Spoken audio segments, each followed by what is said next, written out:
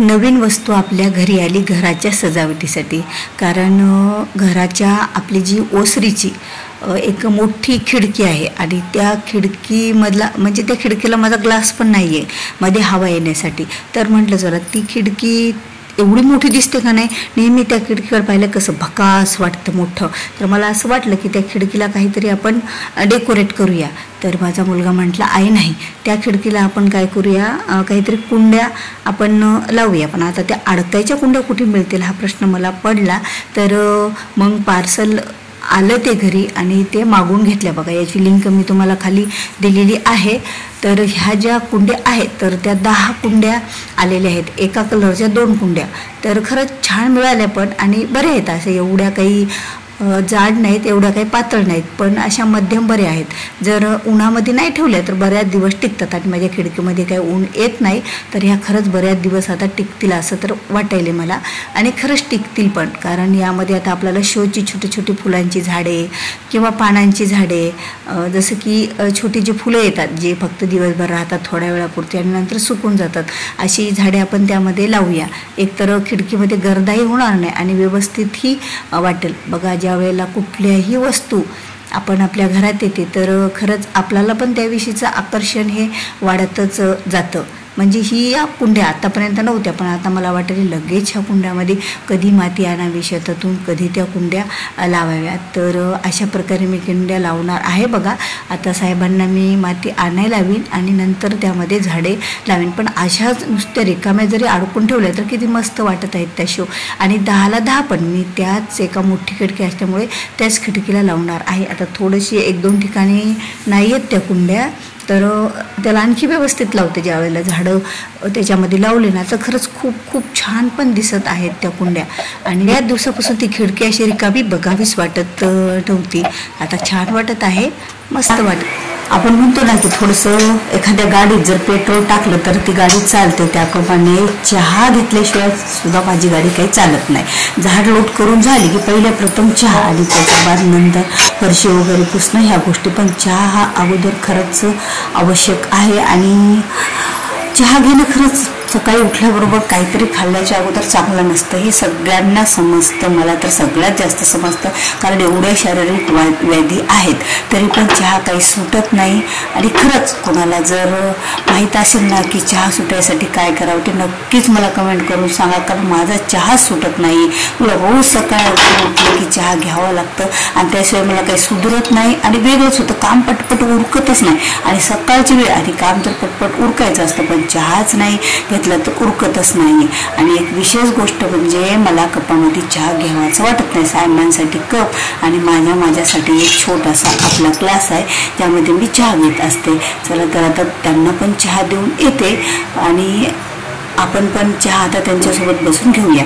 तर आज एकादशी म्हटलं तर म्हटलं चला अगोदर इथे साबुदाणा भिजून घेऊया। हा जो बारका साबुदाणा आहे ना तो लवकर भिजतो, 5-10 मिनिटं जर त्याला पाण्यामध्ये ठेवलं तर तो लवकर होतं। कारण एकादशी आहेत तर उपवासाच्या पदार्थापैकी म्हटलं तर फास्ट होणारी उसळ असते। आणि आज एकादशीचं मग नाईटला रात्रीला आपल्याला काहीतरी भगरीची धिरडे किंवा धपाटे काहीतरी आता आपण बनवूया, पण आता सकाळची वेळ असते आणि गडबड असते आणि साहेबांना डब्बा तर द्यावाच लागतो, त्यामुळे मग म्हटलं चला उसळच बनवूया। आणि आज हे म्हटलं की नको मला थोडं जर करते तर तू काही हिरव्या मिरच्या घालू नको उसळीमध्ये म्हणजे साबुदाण्याच्या खिचडीमध्ये। तर मग मी चटणी टाकून साबुदाण्याची उसळ बनवली आणि खरंच चटणी टाकून मला नाही आवडत, पण आता यांच्यासाठी माझी पण लगेच बनवून घेतली। कारण बघा 2च माणसं त्यामध्ये, एकदा आता एकदा नंतर, त्यात वेळ जातो, एकतर वेळ जातो आणि आपला गॅस पण जातो बघा।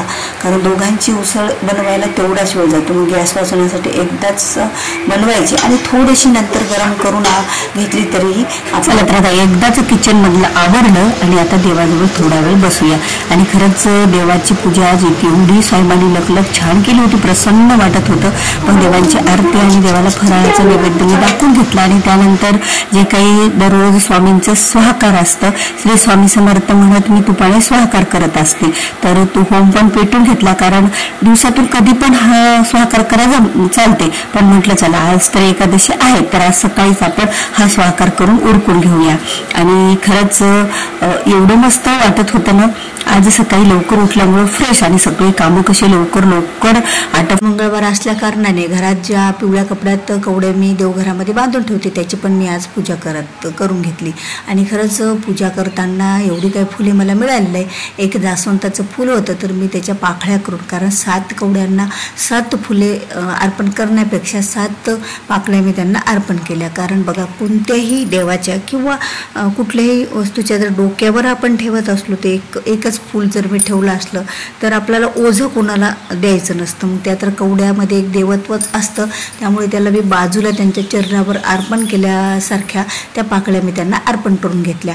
आणि देवघरामधील जी आपली कुलदेवी आहे, आता आमची कुलदेवी तर तुळजाभवानी आपली तुळजापूरची, तर त्या तुळजाभवानी ही आमची पंचधातूची असल्या कारणाने ती लगेच तिला थोडासा काळा कलर येतो बघा. पण कसं एकादशी असेल तेव्हा ती स्वच्छ करतात, पण आज थोडी विसरलेच मी एकादशीचे देव साफ करायचे, त्यामुळे ती खरंच तिचा कलर थोडा आता हेच झाला. कारण मध्ये देव साफ करत नसतात, कारण मध्ये देव साफ करायचा तर त्याला पूर्णांचा निवेद हा दाखवावा लागतो.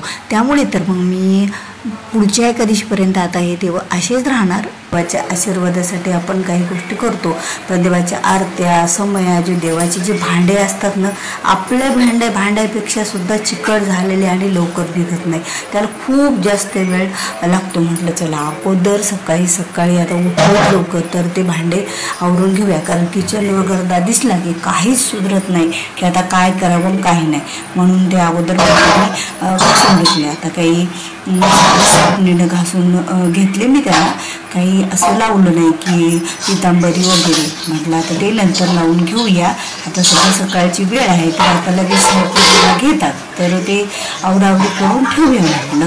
आणि बघा आज लवकर उठले आणि इतकं फ्रेश वाटू लागलं. मला असं ठरवलं की चला उद्यापासून आपण 5ची बेलच करून ठेवूया.